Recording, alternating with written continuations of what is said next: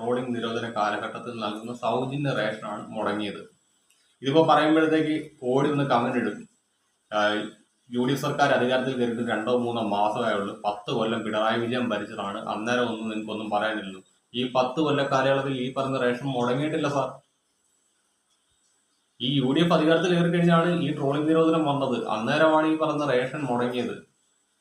അതൊരു വൻ പരാജയം തന്നെയല്ലേ?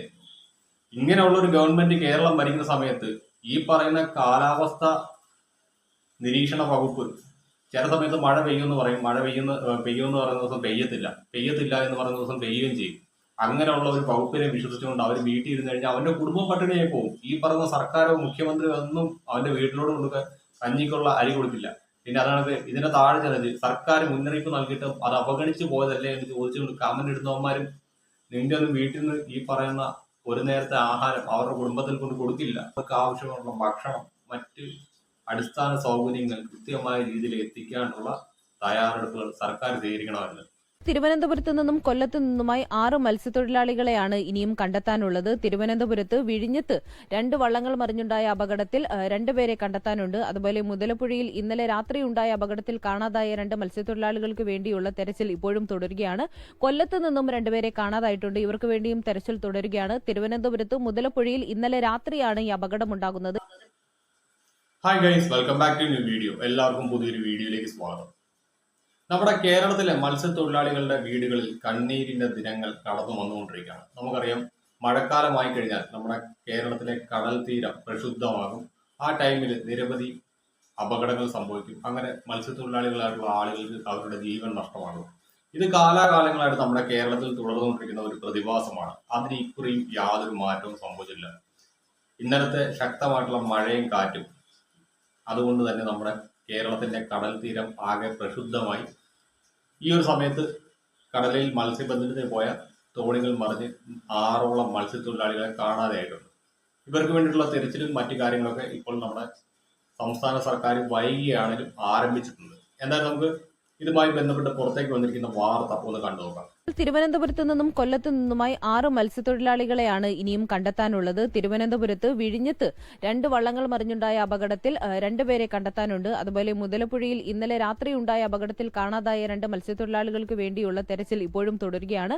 കൊല്ലത്ത് നിന്നും 2 പേരെ കാണാതായിട്ടുണ്ട്. ഇവർക്ക് വേണ്ടിയും തെരച്ചിൽ തുടരുകയാണ്. തിരുവനന്തപുരത്ത് മുതലപ്പുഴയിൽ ഇന്നലെ രാത്രിയാണ് ഈ അപകടമുണ്ടാകുന്നത്. ഇന്നലെ രാത്രി അപകടമുണ്ടായ സമയത്ത് തന്നെ ഈ വിവരം അധികൃതരെ അറിയിച്ചു എന്നാണ് കുടുംബാംഗങ്ങളും അതുപോലെ നാട്ടുകാരും പറയുന്നത്. പക്ഷേ രക്ഷാപ്രവർത്തന നടപടികളൊന്നും തന്നെ അധികൃതരുടെ ഭാഗത്തു നിന്നുണ്ടായില്ല. ഇന്ന് ഉച്ചയോടുകൂടി മുഖ്യമന്ത്രിയുടെ ഓഫീസ് അടക്കം ഇടപെട്ടതിന് ശേഷമാണ് ഈ മത്സ്യത്തൊഴിലാളികളെ രക്ഷപ്പെടുത്തുന്നതിനു വേണ്ടിയുള്ള നടപടികൾ ആരംഭിച്ചത്. ഇന്ന് ഉച്ചയോടുകൂടിയാണ് നേവിയുടെ ഹെലികോപ്റ്ററും അതുപോലെ കോസ്റ്റ് ഗാർഡിന്റെ ബോട്ടും മറ്റ് ഉപകരണങ്ങളും എത്തിച്ച് രക്ഷാപ്രവർത്തന നടപടികൾ ആരംഭിച്ചത്. ഇത്തരത്തിൽ രക്ഷാപ്രവർത്തനത്തിൽ വന്ന ഈ ഒരു വീഴ്ച ഇത് ചൂണ്ടിക്കാണിച്ചുകൊണ്ട് ഇന്ന് മുതലപ്പുഴി തീരദേശ പോലീസ് സ്റ്റേഷനിൽ ബന്ധുക്കളും നാട്ടുകാരും വലിയ രീതിയിലുള്ള ഒരു പ്രതിഷേധം സംഘടിപ്പിച്ചിരുന്നു.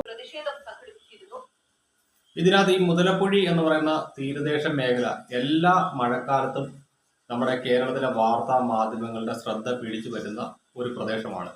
2 വർഷം മുൻപ് ഈ പറയുന്ന മുതലപ്പുഴയിൽ നടന്നൊരു ബോട്ട് അപകടത്തിന്റെ ദൃശ്യങ്ങൾ ഇന്നും നമ്മുടെ യൂട്യൂബിൽ അവൈലബിൾ ആണ്. നമുക്ക് എന്തായാലും അതൊന്ന് കണ്ടു നോക്കാം.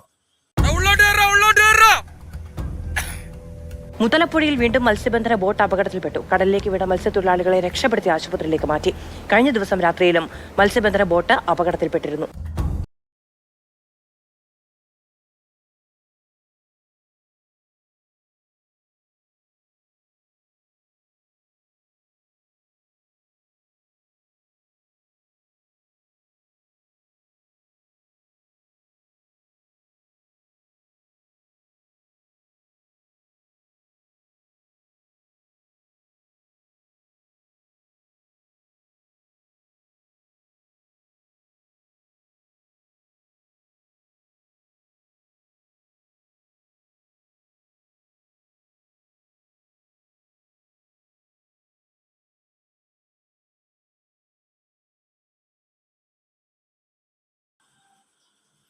രണ്ട് വർഷങ്ങൾക്ക് മുമ്പ് മാതൃഭൂമി ന്യൂസ് റിപ്പോർട്ട് ചെയ്ത ഒരു വാർത്തയാണ് നിങ്ങളിപ്പോൾ കണ്ടത്.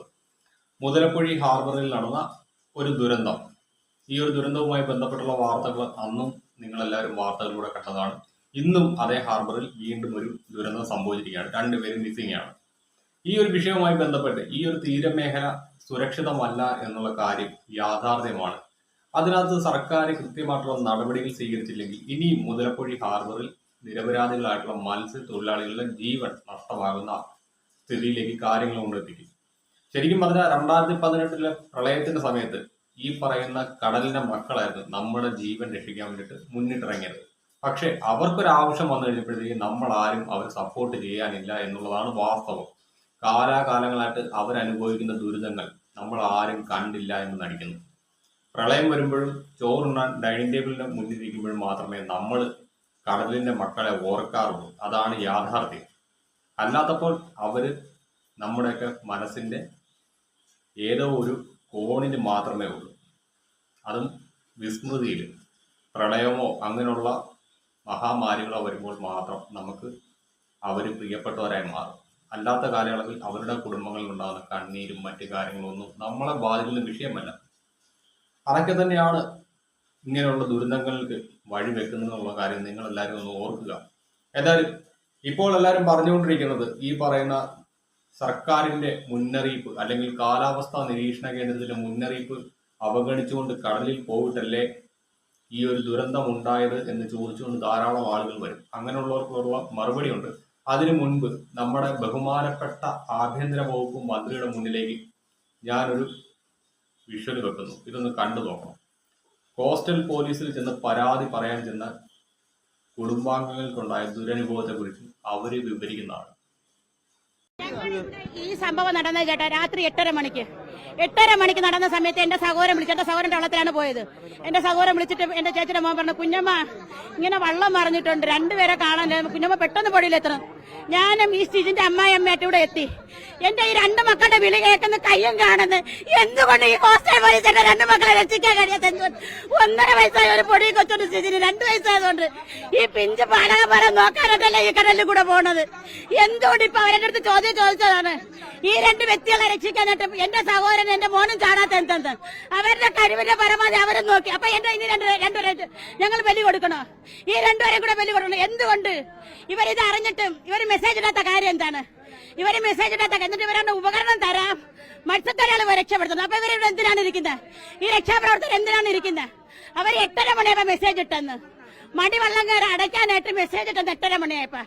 അപ്പൊ അതിന് മാത്രമായിട്ടാണ് ഒരു മെസ്സേജ് ഇട്ടത്. നേരെ നിൽക്കാൻ മെസ്സേജ് ഇടണമായിരുന്നു. എങ്കിൽ ഈ പാവങ്ങൾ നടക്കൂല. അത് മാത്രമല്ല, മെസ്സേജ് വായിക്കാറില്ലാത്തവരും കാണും. അതുകൊണ്ട് ആരും മെസ്സേജ് നോക്കൂല.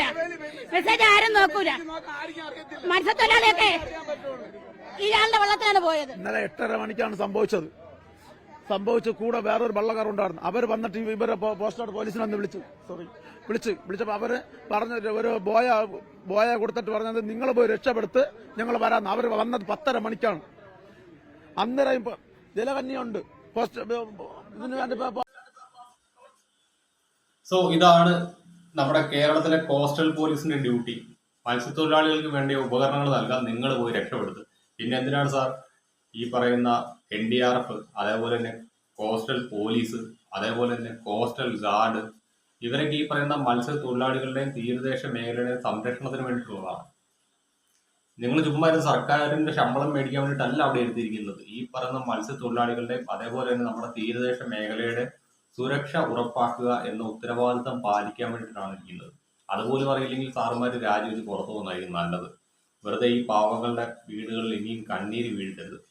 ഏതായാലും ഈ ഒരു വീഡിയോയുടെ താഴെ വരാൻ ചാൻസ് ഉള്ള ഒരു കമന്റ് ഞാൻ NR റോസ്റ്റ് എന്ന് പറയുന്ന ചാനലിന്റെ ലൈവിനകത്ത് കണ്ടായിരുന്നു. മുന്നറിയിപ്പിനെ അവഗണിച്ചുകൊണ്ട് കടലിൽ പോയിട്ടല്ലേ ഈ ദുരന്തം ഉണ്ടായത് എന്നുള്ള ചോദ്യം. ആ ചോദ്യം ചോദിക്കുന്നവർക്ക് മുന്നിലേക്ക് ഞാനൊരു വാർത്ത വെക്കുന്നുണ്ട്. ഏതാനും ആഴ്ചകൾക്ക് മുമ്പ് റിപ്പോർട്ട് ചെയ്തൊരു വാർത്തയാണ്. ബിഗ് TV പുറത്തുവിട്ടത്. ഏതാനും നാളുകൾക്ക് മുമ്പ് നമ്മുടെ കേരളത്തിൽ ട്രോളിംഗ് നിരോധനം വന്നു. ഈ ട്രോളിംഗ് നിരോധനം നടപ്പാക്കുന്ന സമയത്ത് നമ്മുടെ മത്സ്യത്തൊഴിലാളികൾക്ക് സൗജന്യ റേഷൻ നൽകുന്ന ഒരു സമ്പ്രദായം കാലാകാലങ്ങളായിട്ടുണ്ടായിരുന്നു. പക്ഷെ അത് ഇത്തവണ മുടങ്ങി. അതുമായി ബന്ധപ്പെട്ട വാർത്ത നമ്മുടെ സാറ്റലൈറ്റ് മീഡിയാസ് എല്ലാം തന്നെ പുറത്തു വിട്ടായിരുന്നു. അതിനെക്കുറിച്ച് നിങ്ങൾ ആരെങ്കിലും സംസാരിച്ച് കേട്ടായിരുന്നോ? ആരും തന്നെ ചർച്ച ചെയ്തില്ല. കാരണം അതൊന്നും നമ്മളെ ബാധിക്കുന്ന വിഷയമല്ലല്ലോ. എന്തായാലും നമുക്കതൊന്ന് കണ്ടു നോക്കാം.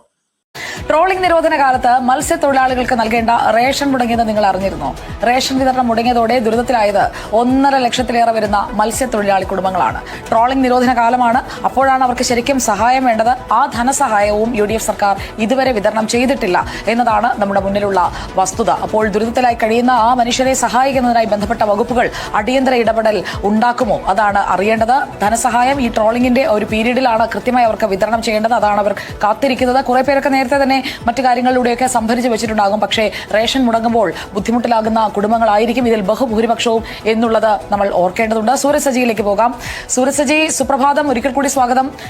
ഇവർക്കുള്ള സഹായം 1.5 ലക്ഷത്തിലേറെ വരുന്ന കുടുംബങ്ങൾ എന്ന് പറയുമ്പോൾ അവർക്ക് കൊടുക്കേണ്ട സഹായം അത് സമയബന്ധിതമായി കൊടുക്കേണ്ടതാണ്. എപ്പോഴെങ്കിലും കൊടുത്താൽ പോരാ. ചാകര വരുന്നത് പോലെ വല്ലപ്പോഴും ഒന്ന് കൊടുത്താൽ പോരല്ലോ സൂരജ്. സുജയ, സുപ്രഭാതം. തീർച്ചയായും, അതായത് ഈ ട്രോളിംഗ് നിരോധന കാലത്ത് അവർക്ക് നൽകുന്ന റേഷനാണ്, ആ റേഷനാണ് മുടങ്ങിയിരിക്കുന്നത്. അവരെ സംബന്ധിച്ച് അത് വലിയ ദുരിതമാണ്. കാരണം ഈ ട്രോളിംഗ് നിരോധനം തുടങ്ങി 2 ആഴ്ചയാകുന്നു. ആദ്യത്തെ ആഴ്ചയൊന്നും വലിയ പ്രശ്നമൊന്നും ഉണ്ടാകില്ല.